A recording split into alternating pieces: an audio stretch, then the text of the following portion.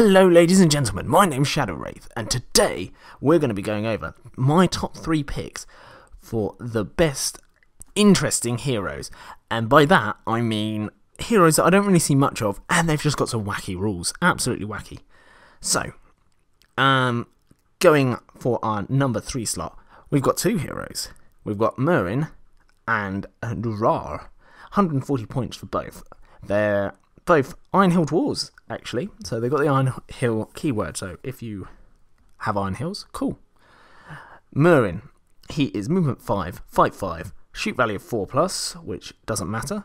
He's strength 4, defense 8, which is amazing, 2 attacks, 2 wounds, and courage 5. He's got a whopping 3 might, which is fantastic, 1 will and 1 fate.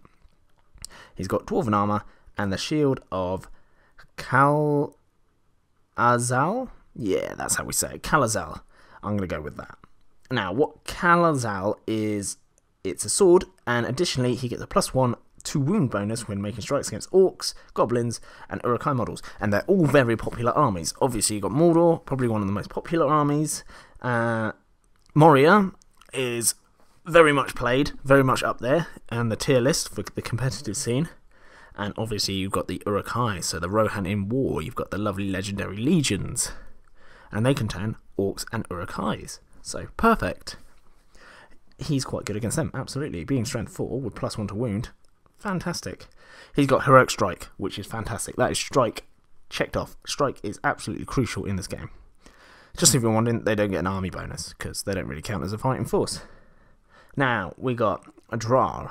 He is fight 5 also, shoot value 4+, which is important on this one. Strength 4, defense 7, 2 attacks, 2 wounds, and courage 5. He's also got a whopping 3 might, 1 will, 1 fate. Now, he has got dwarven armor and a dwarf bow.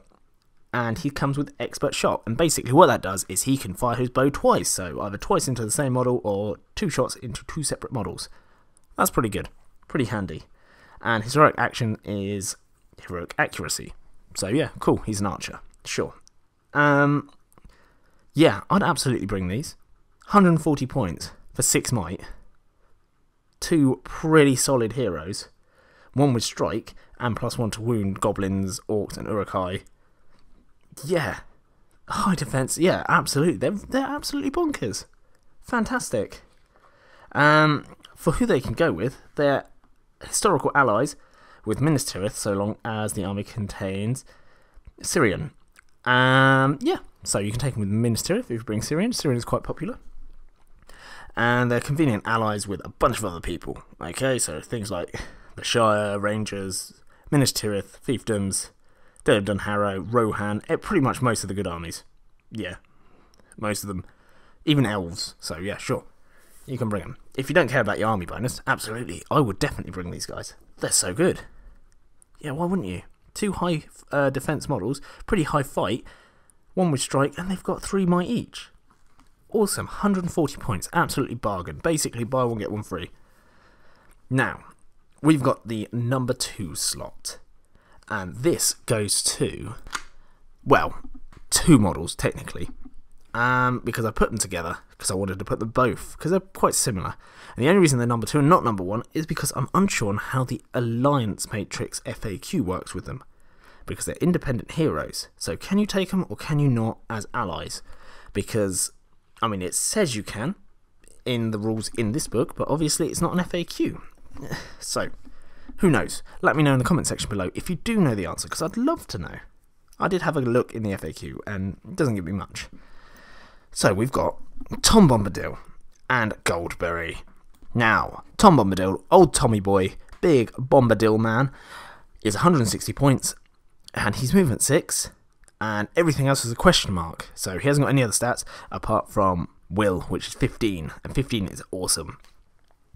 Now, he is unarmed, so that's fine, because he can't fight anyway.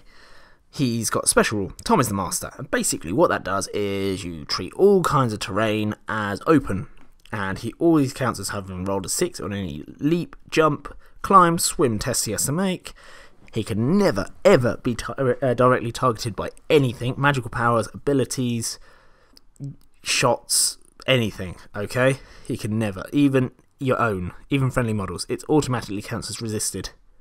So yeah, no one can enter his control zone, enemy models wise, unless you want them to.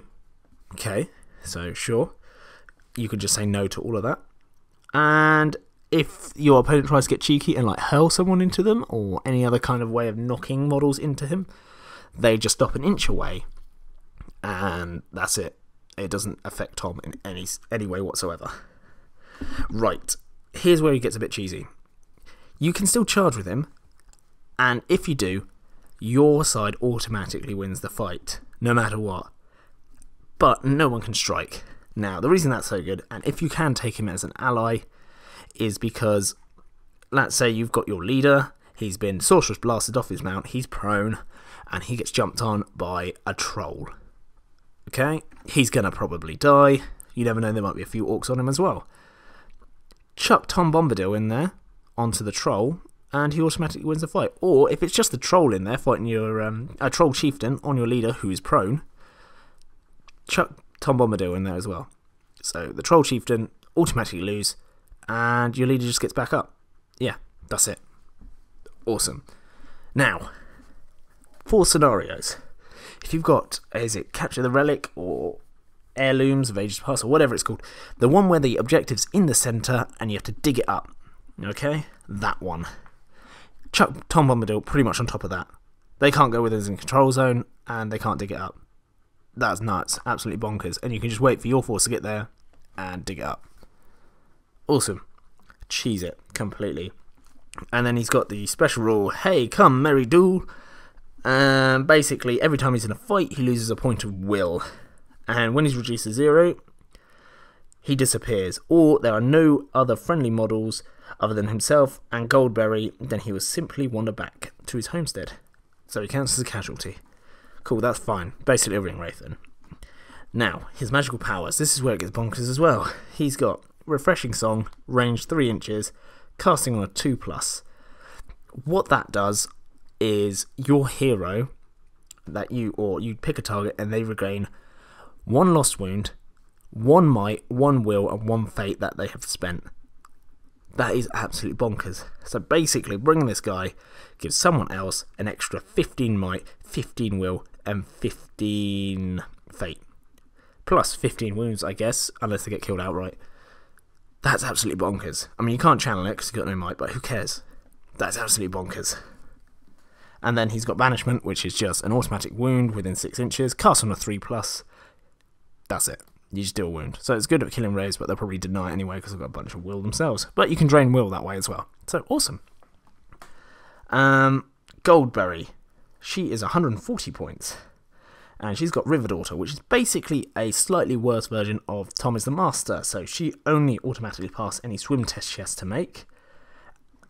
Other than that, she has to take all the normal climb, jump tests and all that rubbish. But she still can't be targeted by anything, you know. No magical powers affect her, nothing like that. And also, if she charges into combat, you'll automatically win, but no one can strike.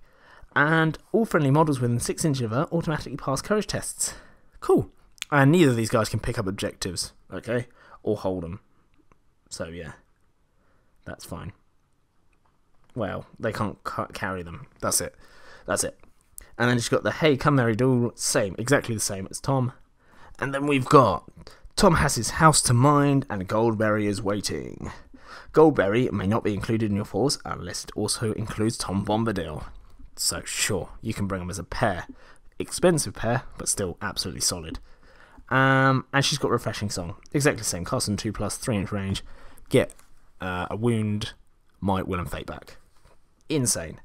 And they're both convenient allies with all good army lists. So if you can take them as allies, depending on what the FAQ says, and please let me know if you know how this stands. Yeah. Absolutely worth it. Absolutely. Completely bonkers, I think. Now, moving on to our number 1 slot. And the only reason he's in here is because I faced him once. Okay? And he's just a bit too expensive to ever bring. It is the Necromancer of Dol Guldur. So, just a couple of points here. The reason Smaug's not on this list, or Sauron, or things like that, is because I never, ever, ever, ever see them. They'll be an honourable mention. They're really good, but I never see them. But I have seen the Necromancer. Okay, so all these models I have seen used at some point in my Middle-earth strategy battle game career. But yeah, 250 points for this guy. And he is movement 6, fight 7, which is absolutely fantastic, strength 6, defense 8, so basically a ring wraith, 1 attack, only 1 wound. Right, okay, 1 wound is absolutely trash. Courage 6, 3 might, 25 will, and his fate is an asterisk, because I'm pretty sure he can use his will as fate. Yes, he can. So yeah, there you go, you've got 25 will / fate. He's got heroic channeling, heroic strength, and heroic challenge, because you're definitely going to challenge people with him. No. But he's got drained soul, and what that does is any model that suffers a wound from the Necromancer is automatically slain, regardless of the number of wounds on its profile. You can still use fate, but if you suffer even a single wound, the hero is slain. That is absolutely bonkers. Instant kills are amazing. I mean, you've only got 1 attack, which is absolutely trash, but still, that's alright. Master of the Nazgul, this is why people bring him, because you bring the Nazgul with him.